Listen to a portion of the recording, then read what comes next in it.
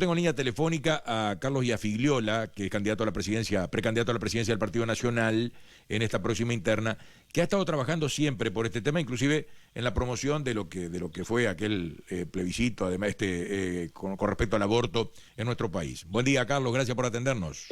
Buen día, Javier, ¿cómo estás? Bien, todo bien. Acá por el norte, está por empezar a llover, pero de noche, dice, ¿eh?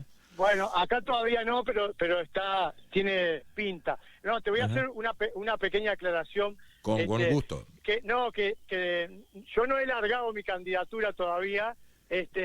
Estamos recorriendo el país y en octubre voy a tomar decisión.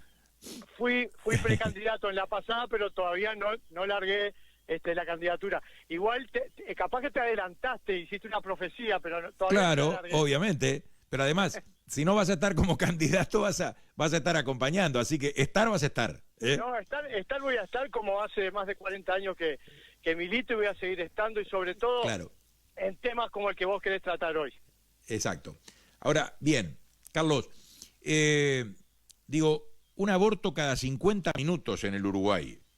Hay una ley donde despenaliza el aborto, pero mi sensación, y quiero que tú me corrijas o la confirmes, es que el voto ilegal, el aborto ilegal sigue estando presente en nuestro país. ¿Es así?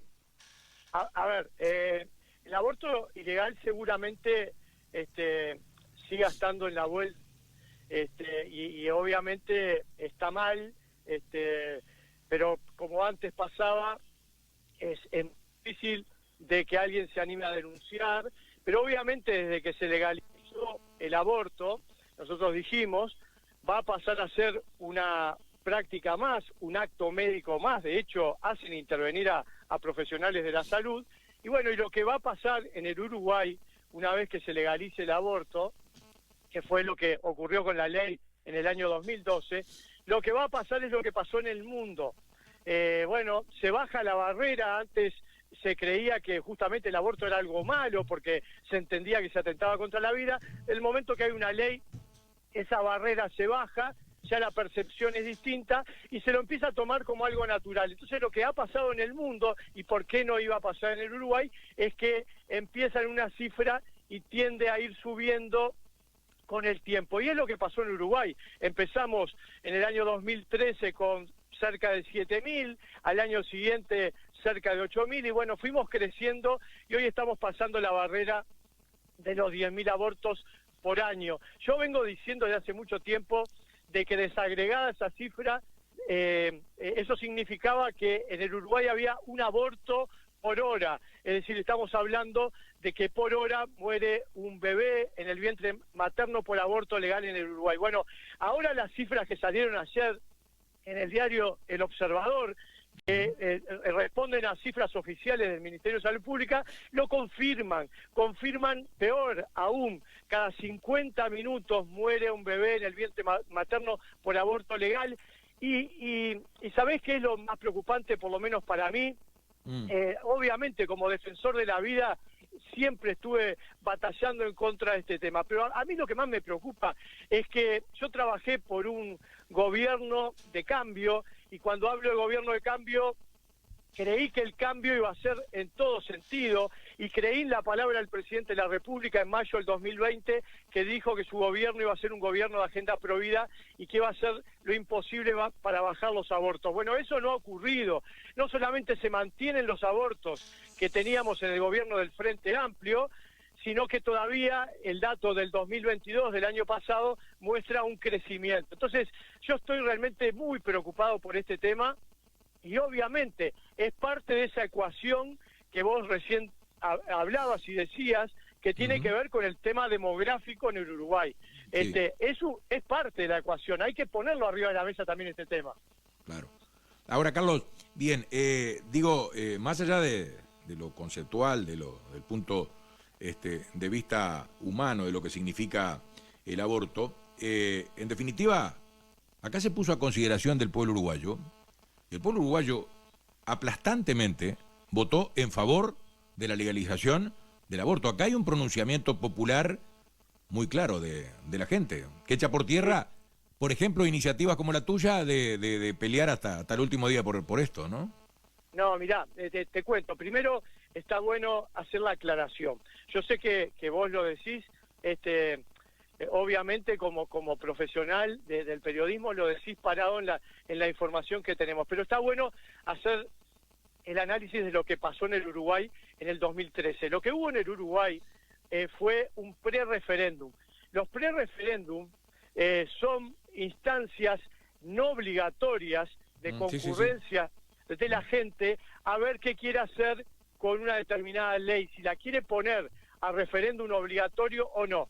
Lo que sucedió en el Uruguay, y obviamente que yo eso lo sufrí porque soy militante pro vida de siempre, es que no llegamos a un 10% de la ciudadanía que obligatoriamente aquel junio del 2013 fuera a votar para que hubiera un referéndum derogatorio.